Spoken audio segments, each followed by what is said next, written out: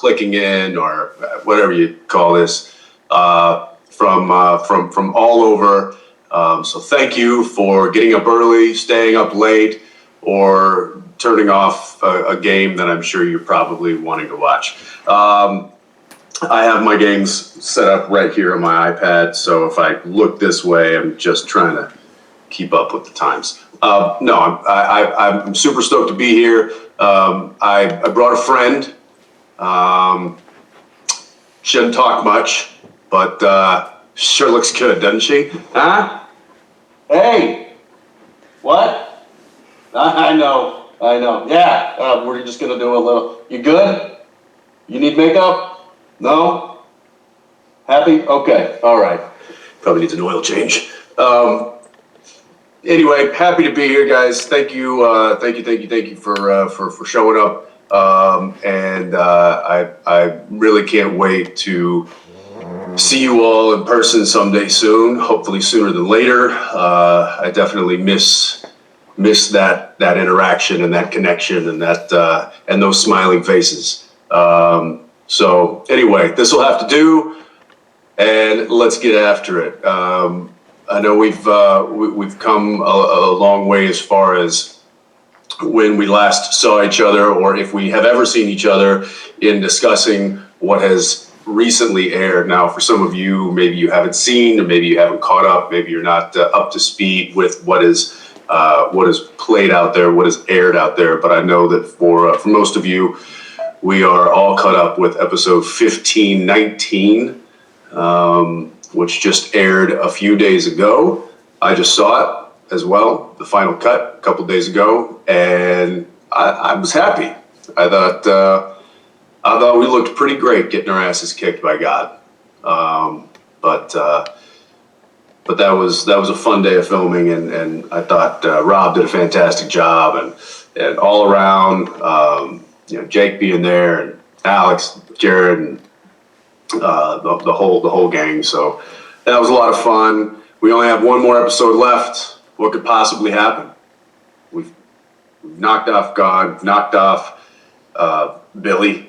Death is gone. Lucifer's gone. Michael's gone. Who's left? It's just us. But that's what one more episode is here to tell you. So I can't wait to see what you guys think of that next episode. That's going to be a big one. And wraps the whole series up. And that's it.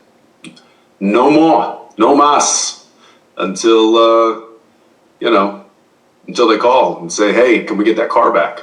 And then I'll say, "Ha ha, no." Anyway, let's take some questions. I know we've got limited time, and there's an unlimited amount of questions here. So I'm just going to start right off the bat with looks like a Nikki MB. Hey, Nikki MB, you're out there. Nikki says, if Sam and Dean had been asked to assist on a case outside of the U.S., where would they have done it? And where would you have liked to film? Well, I think that Sam and Dean, they haven't gone outside the U.S. Very often. I know they went to Scotland at one time, but I don't know that they've been too far out of the continental U.S. And that is largely in part because we couldn't take the show there just from a budgetary standpoint. And so the writers are very smart. The very beginning of the show, I don't know if you remember a little episode called Phantom Traveler. Dean was a terrible flyer.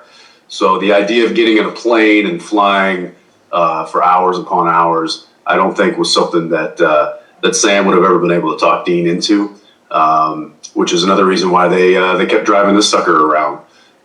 It made life a heck of a lot easier for Dean, and they were also able to bring the kind of things that they would need to fight whatever they were fighting. I'm not sure that the airport security would allow the stuff that's in that trunk through the conveyor belt. That would have been an interesting episode, though. And would I have liked to film it? Yeah, I would have. Where would we have liked to film it? anywhere. I think just going somewhere would have been great. There's a lot of great stories and folklore in many different countries out there.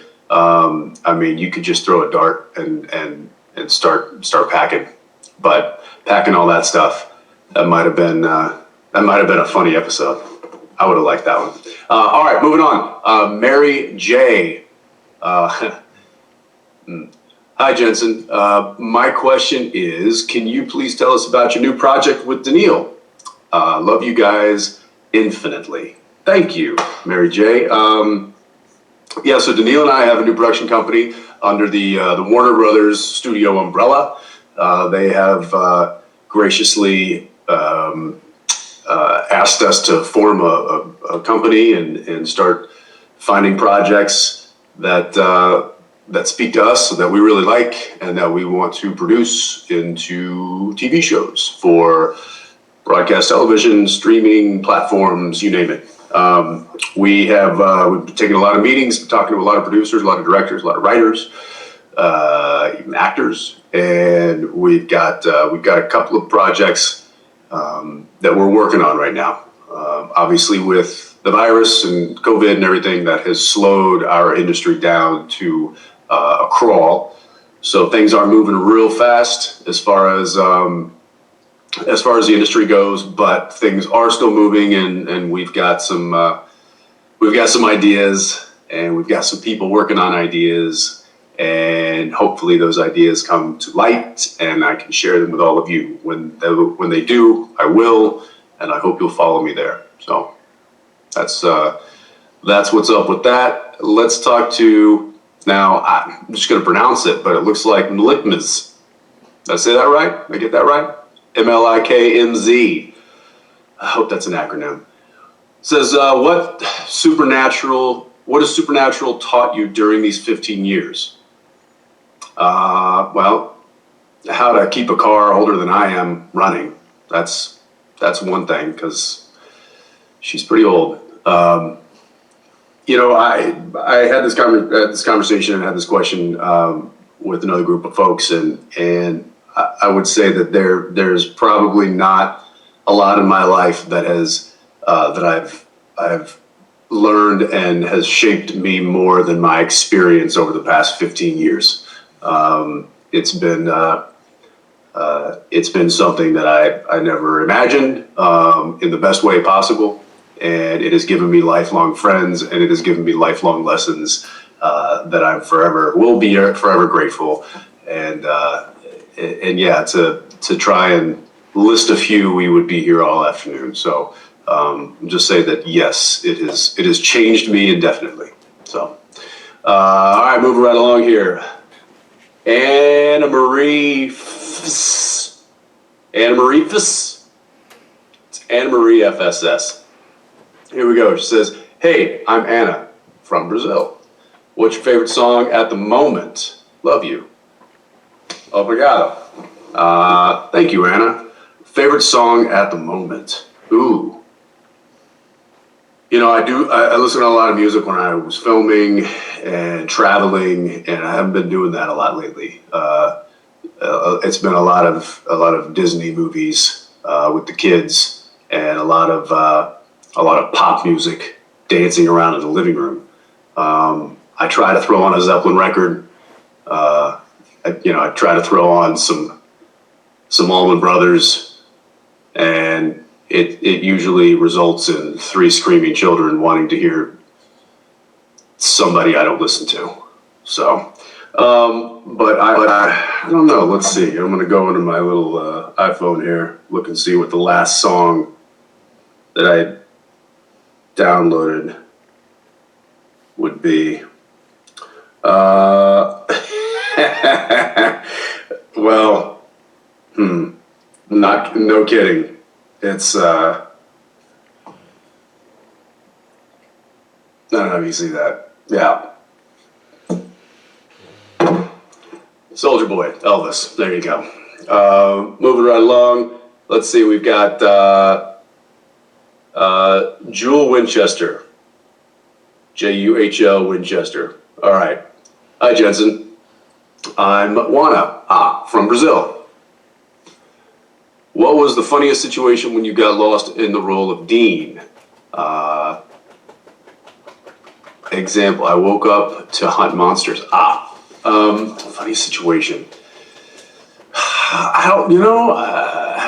There were a lot of funny situations when it came to playing Dean or to being Dean on screen. Um, but every day was kind of a funny situation. I don't think there was any situations that followed me home, if that's kind of what you're asking. If I dealt with personal situations that were like Dean, no, none really that were like of the supernatural world. I think if anything, it's just been since I've had baby home, just making sure that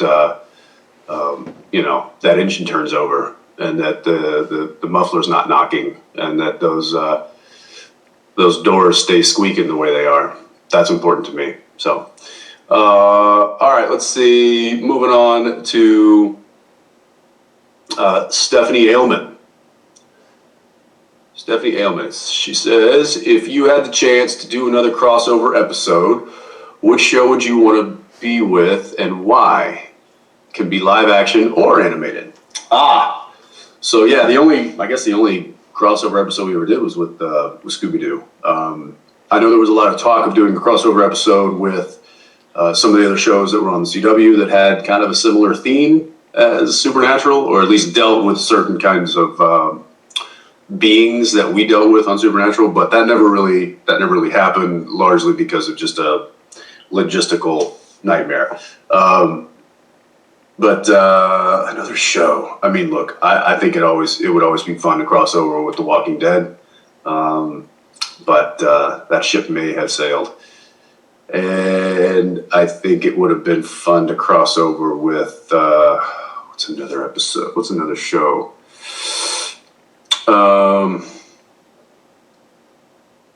Yeah, I mean, look, I always thought we should have been with Vampire Diaries and should have helped send that show off into the sunset. And I don't know, maybe they can find a way to bring us back to the last few episodes of Walking Dead. All right. Soul the B-Day Girl. Any movie, series, or book to recommend us that you discovered in quarantine? In Argentina, we continue in isolation. Well, thank you, Argentina, because I have continued in isolation myself, unlike a lot of Americans who feel that there's some sort of political angle to a virus. I don't see how that could have been a worldwide conspiracy. So I am trying to follow the science and the data as much as possible. And me and my family have been locked down basically since March. But it's not easy. And to be honest, movies, TV shows, I've tried to finish shows that I started a while back and then just never had the time. So let's see, I'm just motoring through The Haunting of Hill House. I finished up, obviously, The Boys season 2, knocked that out pretty quick. Movie-wise, haven't been to the movies in a while. And usually the movies that I watch are generally kid-friendly. I'll give you a kid-friendly movie that I actually rather enjoyed. The Willoughbys. Thought that was pretty cool. That's all I can help you with. Moving along, we got Kaltman, Cal T. Mann. Sure. If you could go back to season 1, what would you tell yourself? Also, thanks for the last 15 years. Well, thank you for watching. Thanks for chiming in. And if I could go back to season 1, what would I tell myself? That's a good question. Don't don't eat so much on camera because they're going to do that to you for the next 15 years. That was kind of on me. I probably should have paced myself a little bit more with Dean's eating habits, but you know, at the end of the day, I think it made for some good TV, so I'm not overly upset about that one.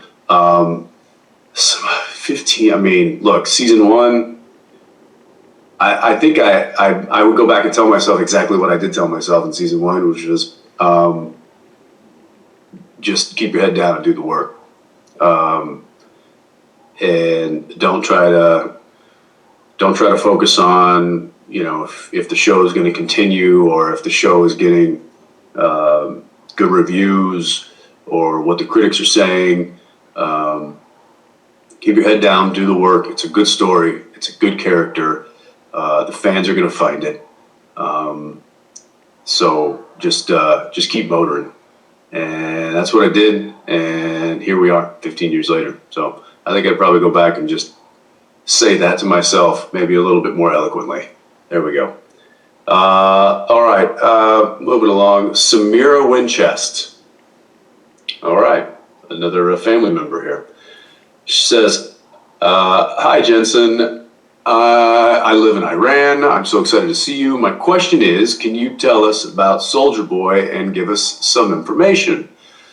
Sure. So Soldier Boy, new character on The Boys that I will start playing in the new year. And one of the reasons why I've got this happening, I was asked to grow it out, and we'll see what happens. So yeah, it's getting to the point where I don't know if I can handle it, but so maybe they're just doing that as like a hazing thing for the new guy, but I'm gonna feel like Misha. I'm gonna be the new guy coming in season 3. He came in season 4, but still, it's gonna be weird. I'm gonna have to call him and ask him, like, you know, what did you do? Tell me exactly what you did, because I don't want to do that. That's probably how that conversation will go. And then what else was yeah. So information. Soldier Boy. He was the original superhero in this particular world of superheroes. And if you're familiar with the show, you know that the superheroes in this particular show are not the most model citizens. They have their issues, and that is really what this show explores. And so I'm sure that I'll be dealing with a lot of really messed up issues with Soldier Boy. What those are, I have yet to see or read.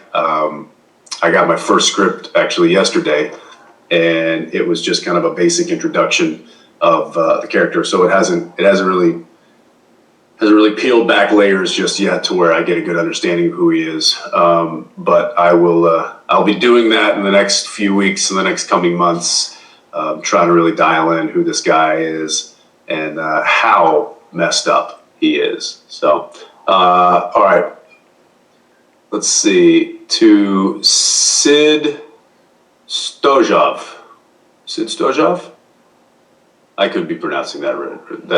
I'm gonna ask your question here. It says, who's been your favorite big bad on the show? Ooh, favorite big bad. We've had a lot of really, really good ones. I mean, I don't have a favorite. I'm gonna put it out there because I've got too many favorites. I mean, you could go down the list of Chuck and Billy and Amara and you know, there's again the Crowley, and the list goes on and on and on. I will say that there's one. I'll just pick one today. Let's go with Mark Pellegrino's Lucifer. I did often find myself doing scenes with him and forgetting my lines because I was watching his performance, and that's I think that's just a testament to Mark and how much fun he had playing that character. So definitely one of my tops. Okay, DLM Johnson. When you have a creative block, what's your go-to activity to work through it? Ooh.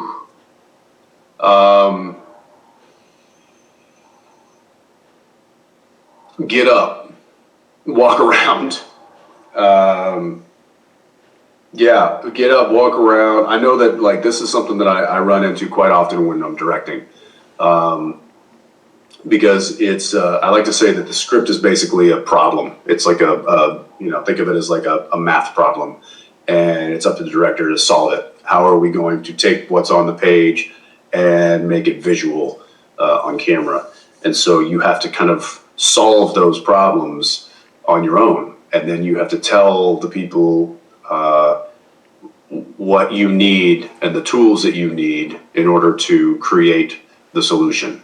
So in the problem solving process of directing, I certainly would run into kind of a lot of that creative block of like, what do I want to see here? How do I want to see it? How could I make that, the best shot? How could I make it efficient? And I would just a lot of times have to get up and walk around and pace. And if it just wasn't coming to me, then I'd just put it down and I'd walk away from it. And I'd go watch the TV for a little while, or I'd flip on a record, and I'd cook myself something or whatever. I think you just gotta get your mind off of situations. And generally, as soon as you stop thinking about what you're trying to figure out, the solution presents itself. So there you go. Thea loves you. That's your handle. Thea loves you. I love that, because then you're just giving out love to everybody. It's just, hey, it's Thea loves you. I like that. That's cool. All right, Thea. With the exemption of original Dean, which version of Dean has been your favorite to play? Sending love from the Philippines. Well, sending love right back. Favorite Dean. There wasn't a whole lot of variations with Dean. Sam got to play quite a lot of different varieties of Sam, and he also got to play a lot of different, I'd say, or at least more characters than Dean ever did. But I'd say one of my most enjoyable kind of versions of Dean was the Dean that we found in Purgatory. Now I know that's still kind of the same Dean. It's just he's in a different situation, but it was a version of him that was outside of what we normally see. And so I'd probably say the Purgatory Dean. Yeah. All right. SPN made me. Your handle is SPN made me cry. So sorry about that. Wasn't always our intention, but sometimes it was. So, your question is, how many flannels do you own? Well, personally, enough. Dean, too many. It's really, I just own this one. And then through the computer, I'm able to change the color combo. So today I felt black and gray. Tomorrow, I don't know, maybe green and blue. But that's, yeah, I've actually had that question before. How many flannels do you own? And my answer is enough. There we go. Next one, gee whiz. Jensen, how are you doing? Is it a big adjustment to have SPN over? Do you think the long COVID delay has helped or hindered that process? Well, gee whiz, I'm doing all right. I'm doing all right. I'd sure love to get back to a lot of the things that we aren't really able to do right now. And I'm excited when that day comes. But until then, it's just been, you try to make the most of what your situation is. And I think that if you got some good people in your life, you got a good head on your shoulders, and you can try to figure things out and keep yourself busy, keep yourself entertained. So I've been trying to do just that. And I've got 3 young kids that keep me pretty occupied. So, but yeah, no, we're doing good. We're doing good. And, I think that the COVID situation, has certainly, as far as it relates to Supernatural, I would almost say that it has, softened the blow of it being over, and that's because the show ended. Had the show ended and everything was normal, and I think it would have been a much more acute kind of situation, because everything would have been the same, but this one big, huge part of my life would have been gone. The fact that COVID happened, it was like the whole world changed for everybody. And so I kind of feel like we're all in this together. Not everybody's life just kept on going perfectly normal, and then mine changed drastically. Everyone has changed. So I kind of feel like it's taken the sting out of Supernatural being over, COVID. And I'm not, obviously I wish that COVID was gone and I wish it would go away. But as of right now, I guess the silver lining for me personally is that it is certainly taken the dramatics out of Supernatural being over, more so than I thought, had things been normal. So there you go. All right. Lorena Minotto. Hi, Jensen. Which actors did you get inspired at the beginning of your career? I mean, it was more actors that I had probably grown up watching, that were influential for me without me even knowing it.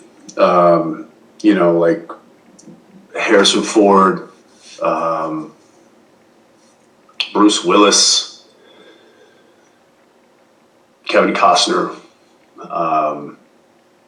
As far as like those action adventure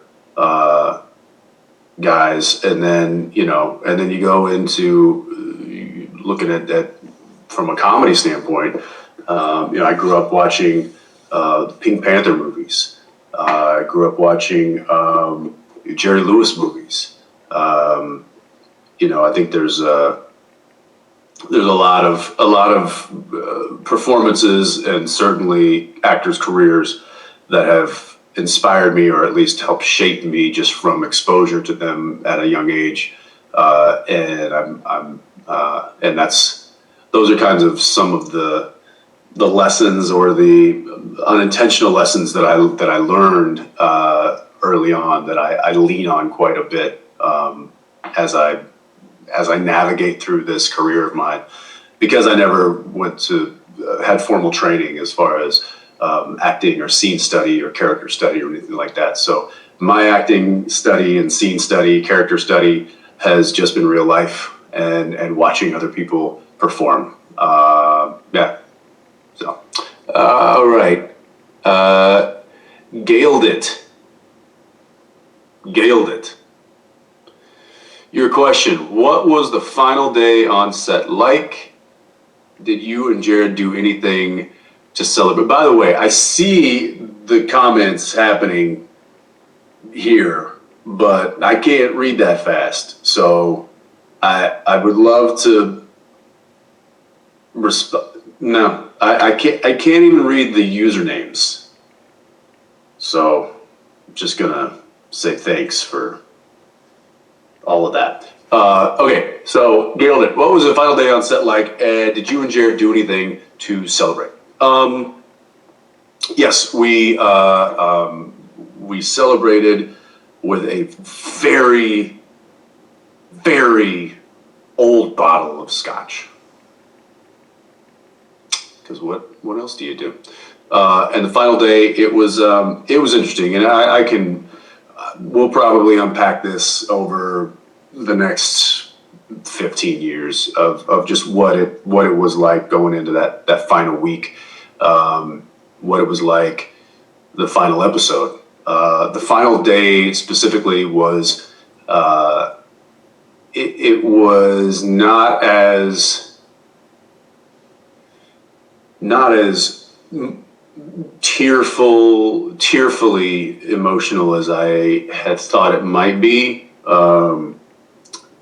Instead, there was like, it was more kind of tears of joy, so to speak. And I kind of shared that with Jared early on. I said, look, man, I'm emotional, but it's not this kind of like, mournful emotion. It's not like we're losing something or we're putting something to rest.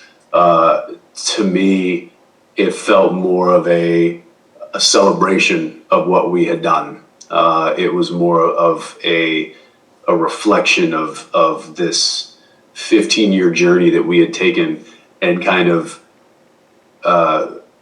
taking a pause and reflecting on that, and trying to look back and see just how far we've come, and look at this family that has been built, and we got to be a part of that. And that was a special moment, and we kind of took a moment to ourselves, just the two of us, and you'll see this in the next episode. But we took a moment in this beautiful setting and just kind of thanked each other for sharing that journey with each other. And that was a pretty special moment. That was pretty cool. Something I'll never forget. CLA_. Okay. Is there any habit, expression, saying, or gesture you've picked up from Dean? No, but there's a ton that Dean picked up from me. Monty Valeska, 87. Hi, I'm Moni. Let's go with Moni.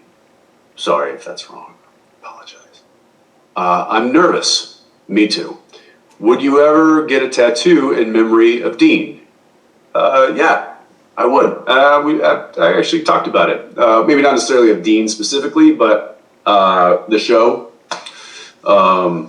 I know there's a few of the crew that went out and got one that we'd all talked about getting together, and then COVID kind of made it a little difficult to do that. But yeah, I might still do that. I might still get that one. So I'll let you know. Ale002. Hi, Jensen. I'm Alex from Mexico. Okay, so ALE, not, or Ali02. I'm Alex from Mexico. My question is, which is your favorite creature from the show? I love you. Thank you, Alex. Sending love right down there to Mexico. Favorite creature from the show? Ooh.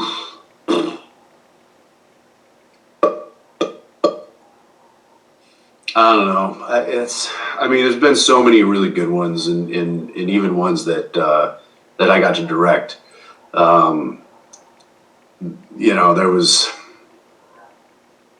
I guess I got to say that me personally, I always like playing Dean going into a vampire nest, because I kind of feel like he understands it the most. He knows how to battle these things, and he has fun doing it. I think he truly enjoys that kind of a hunt. So that's, yeah, I'll go with the easy answer, and that's vampire. Sarah Mora, hello from Dallas, Texas. Hey, Big D. What do you think Dean would do if he had to quarantine? Much love, Jensen. Much love, Jensen. Yeah, thank you, Sarah. If Dean had to quarantine, Sam would probably have to tie a chain around his leg and anchor it to the floor. I don't know that he would want to. I don't know that he'd want to stay on lockdown for too long. But if he was forced to, I think there would be a lot of R-rated movies. I think there would be a lot of heartburn from a terrible diet, and I think there would be a lot of really dirty laundry and dirty dishes. I think when you're motivated to get out and work and do stuff and hunt, I think these guys, they keep their lives together doing just that. I think if you take that away from them, much like I think a lot of us are probably experiencing right now, then it seems like a lot of those normal life activities kind of fall by the wayside, because it's like, well, if I don't have to do this, then I'm not going to do this, and then all of a sudden you just you feel like crap. So I think it is important. This is kind of steering away from a Dean answer, but I think it's important to kind of try to keep yourself motivated to do whatever you can, and so that those things don't build up and don't start to accumulate. But for Dean, I think he would certainly be the first to let it all build up and to procrastinate. And I don't know, maybe he'd go work on the car. Maybe that would keep him motivated. That'd be a fun episode, though. Karina Zoo. Hi, Jensen. When are you planning to release the album Radio Company 2.0? That's a great question, Karina. And I wish I had an answer for you for that. We haven't quite finished it yet. We were almost done, and then a lot of things happened. COVID obviously was the big kind of